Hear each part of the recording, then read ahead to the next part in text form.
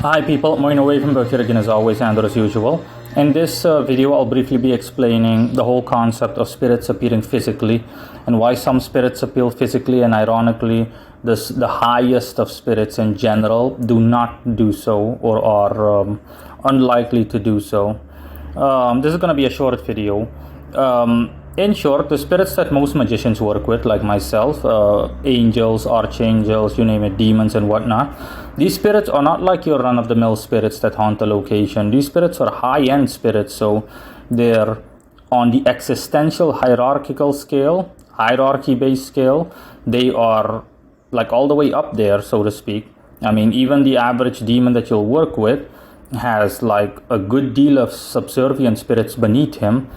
So by default, these kind of spirits, you can compare them to a spirit, for example, like a specter that haunts a house, or a spirit that you'll see on the street, for example, you name it, anything along those lines. No. The plain and simple reason is, for example, that like the archangels, since they are high-end spirits, just like all the other spirits in general, then appearing physically, to them, they essentially don't have the cosmic right to do so. Okay, the way that God programmed the world, they don't have the right to do so or the permission to do so. Only if God wills it, just the same way he wills everything else, will an exception be made. But in general, their station stretches across the astral planes. And compare that to, for example, a spirit that haunts a location, like a dead person or something. These spirits vibrate on the lowest frequency, the lowest astral plane, the one that is the closest to the material plane, and sometimes even below that, okay? Because yes, there are astral planes below the physical plane, albeit not much compared to the opposite, of course. So that's the difference. That's why, generally speaking, for example, you can see an apparition on the road if you're driving late at night. You can come into actual physical contact on rare occasion with a spirit, just a general miscellaneous haunting, the way that the average person that has no knowledge of the occult or has no occult knowledge or no occult base or proficiency experiences, just the average haunting, quote unquote haunting.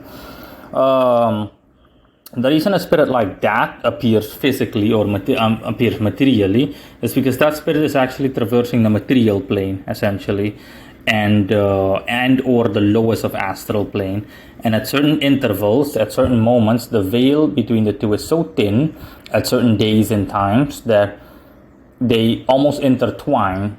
So that's why. And again, one thing that you need to remember is that spirits essentially are not fond of the material plane because it's the lowest of the lowest. It's like the stinkiest, most worthless ghetto trash can looking piece of crap that you can think of on an existential astral scale. So you can imagine that for an angel or an archangel, it's a big no-no, okay? There's a reason that they're not allowed essentially to manifest all the way materially and all the way into the material plane.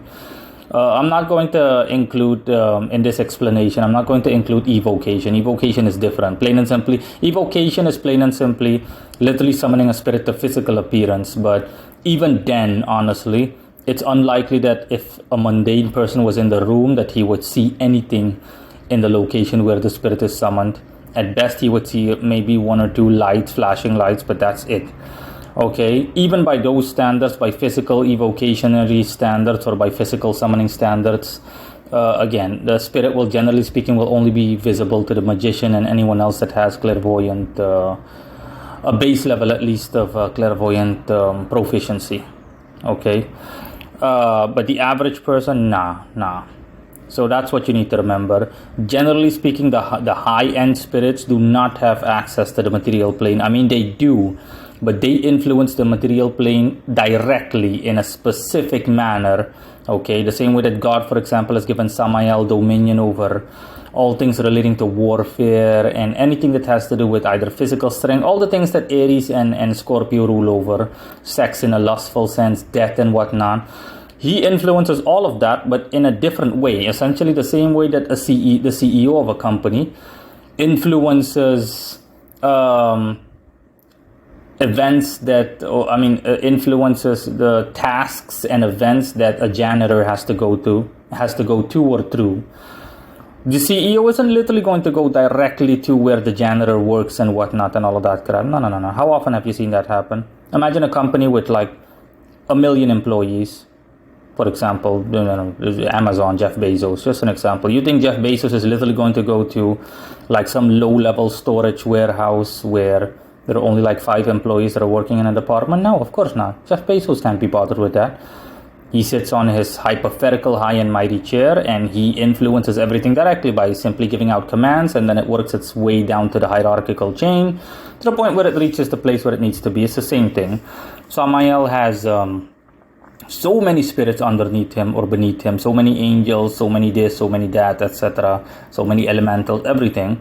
So when something needs to happen in the material plane, he doesn't literally influence it directly. Okay, he gives the command and then it's passed on and on and on and on to the point where it reaches the lowliest of spirits that will take care of business, essentially. Okay, the one that is the most suited for this task and the most proficient in alignment with Samael's own judgment and whatnot. Okay, that's why sometimes, depending on your objective as a magician, it's better to work with a spirit that falls underneath Samael rather than with Samael directly. This is just an example. I'm just listing Samael as an example. Okay, because for example, there are spirits underneath Samael or beneath him that work, that essentially specialize in wealth. They specialize in money. Okay, making you wealthy, making you a lot of money, or getting you a lot of money. But Samael directly does not have that proficiency whatsoever because that doesn't fall under his direct dominion.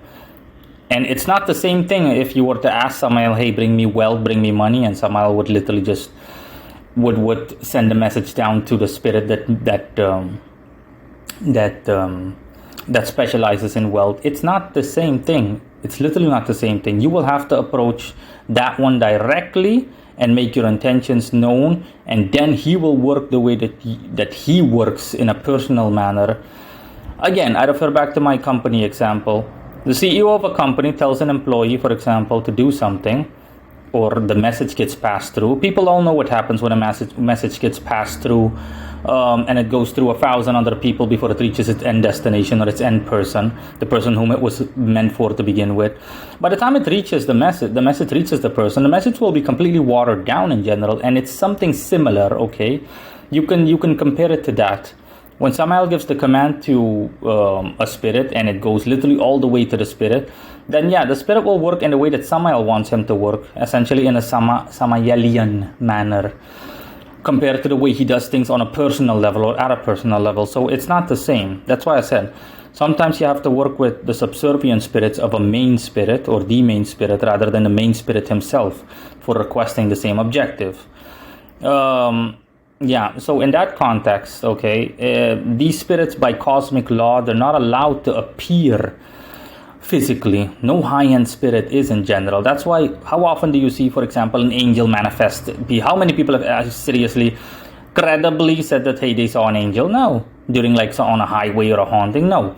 It's always these low-level spirits that, generally speaking, want to carry out mischievous deeds or that are just passing through, etc. Yes, exactly, because these spirits, some of them are strong, but only in a relative sense. They literally don't hold a candle compared to the spirits that thing you work with, that we magicians work with, okay? The spirits that magicians work with in the Western tradition and overall are high-end spirits. These aren't like low-level spirits that are so close to the material plane to the point where it almost intertwines. That's why for these spirits, it's essentially they can manifest physically on occasion. Okay, for example, the dead and whatnot, yeah, they can manifest, but even then they rarely do so because of the sheer amount of energy it takes. They only do so in exceptional cases if there's something in it for them, or like I said, okay, in certain locations where at certain days and on certain times, on certain periods and blah, blah, blah, the lowest astral plane they find themselves in intertwines with the physical. For example, near a physical intersection, okay? On a certain day, time and whatnot, the physical, I mean, on an astral intersection, at certain times, an astral and a physical intersection will actually merge with each other, and you know, people will come into contact with spirits. Something will flash in front of their eyes while they're driving their car, or right in front of their car, the hood of their car, you name it. Or they might outright hit something. Yeah, stuff like that happens. I've experienced this firsthand because I've been through it. And these spirits in general, like I said, some of them are strong.